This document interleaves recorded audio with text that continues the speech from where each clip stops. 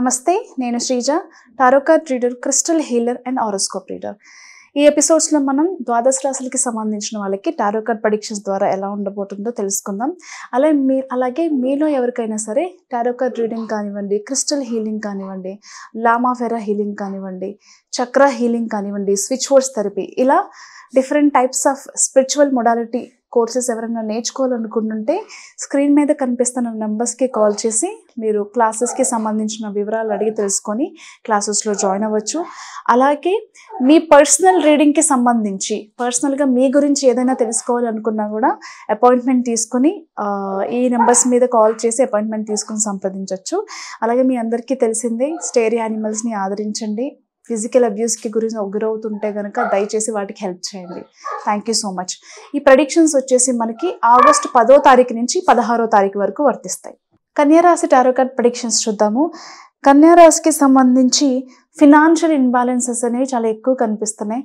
మరీ ముఖ్యంగా హెల్త్కి సంబంధించి మనకున్న ఇన్సూరెన్స్లు అన్నీ వాడేసినా కానీ కొంతమందికి మేబీ కుటుంబ సభ్యుల ఆరోగ్యపరంగా మీరు చేసే ఖర్చులు కానివ్వండి, లేకపోతే మీకు సంబంధించిన హెల్త్ ఇష్యూస్ వల్ల కానివ్వండి, మోస్ట్లీ ఇక్కడ మెడికల్ ఎక్స్పెన్సెస్ అనేవి ఎక్కువ కనిపిస్తున్నాయి.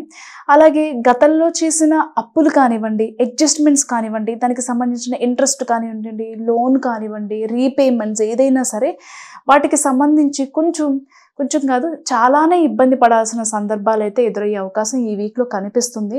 కానీ ఒకటి గుర్తుపెట్టుకోండి, మీకు ఎంత ప్రాబ్లం వచ్చినా సరే ఎవరితో చెప్పుకుంటే మీ కష్టం తీరుతుందో అది ఒకసారి ఆలోచించండి. ఖచ్చితంగా మీకు హెల్ప్ చేసే వాళ్ళు ఉంటారు, వాళ్ళ సహాయం తీసుకోండి.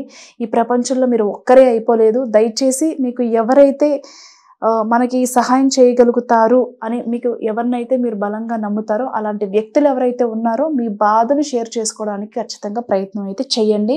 హెల్ప్ ఖచ్చితంగా దొరుకుతుంది. ఏదైనా సరే ఫ్యామిలీ అకేషన్స్ కానివ్వండి, గెట్ టుగెదర్ పార్టీస్ కానివ్వండి, బర్త్డే ఈవెంట్స్ కానివ్వండి, ఏదైనా సరే ఈ వీక్ అంతా కూడా చాలా సెలబ్రేషన్స్ అనేవి జరుపుకుంటూ ఉంటారు. ఫ్రెండ్స్ చేసుకునే సెలబ్రేషన్స్లో పార్టిసిపేట్ చేయడం కానివ్వండి, ఏదైనా శుభకార్యాల్లో ఆధ్యాత్మిక కార్యక్రమాల్లో తిరగడం కానివ్వండి, ఇవన్నీ కూడా ఈ వీక్లో చాలా ట్రావెల్ ఎక్కువయ్యే ఛాన్సెస్ కనిపిస్తున్నాయి.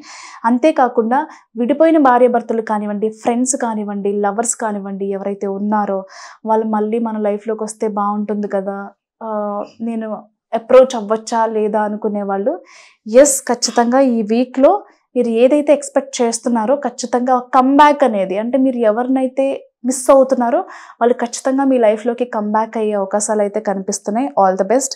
అలాగే ఓన్ వెహికల్కి సంబంధించి సొంత వెహికల్ తీసుకోవాలి, లేని వాళ్ళు కొత్తవి తీసుకోవడం కానివ్వండి, ఉన్న వాళ్ళు పాతవి ఎక్స్చేంజ్ చేసి కొత్త వెహికల్స్ తీసుకోవాలనుకునే వాళ్ళకి కూడా ఈ వీక్ చాలా అనుకూలంగా ఉండబోతుంది. అలాగే స్టూడెంట్స్కి సంబంధించి డెడికేషన్ అనేది చాలా అవసరం, ఫోకస్ అనేది చాలా అవసరం. స్టడీస్ మీద కాన్సన్ట్రేట్ చేయండి ఖచ్చితంగా. అలాగే ప్రెగ్నెన్సీకి సంబంధించి శుభవార్తలు వినే అవకాశం కనిపిస్తుంది. ఇంటికి సంబంధించి మేబీ గృహప్రవేశాలు కానివ్వండి, పెళ్ళిళ్ళకి సంబంధించి, ఎంగేజ్మెంట్స్కి సంబంధించి, బారసాలకు సంబంధించి, నామకరణంకి సంబంధించి, పుట్టినరోజులకి సంబంధించి, ఇలా అన్ని శుభకార్యాలకు సంబంధించిన విషయాల్లో మీ ఫ్రెండ్స్లో కావచ్చు, లేకపోతే మీ ఫ్యామిలీలో కావచ్చు, ఇలాంటి శుభకార్యాలు జరిగే అవకాశం కనిపిస్తుంది. దాంతోపాటుగా ఎవరైతే వీసాలకి సంబంధించి, ఆన్సైట్ ఆపర్చునిటీస్కి సంబంధించి, ఇన్ కేస్ మీరు ఎక్కడైనా ఫారిన్లో ఏదైనా బిజినెస్లో ఇన్వెస్ట్ చేయాలి, ఒక బిజినెస్ ఎస్టాబ్లిష్ చేసుకోవాలి అన్న వాళ్ళకి కానివ్వండి, దానికి సంబంధించిన పర్మిషన్స్ విషయంలో కానివ్వండి, వీసాల విషయంలో కానివ్వండి, కొన్ని డాక్యుమెంటేషన్ విషయాల్లో కానివ్వండి, ఖచ్చితంగా ఈ వీక్లో శుభవార్తలు వినే అవకాశం కనిపిస్తుంది.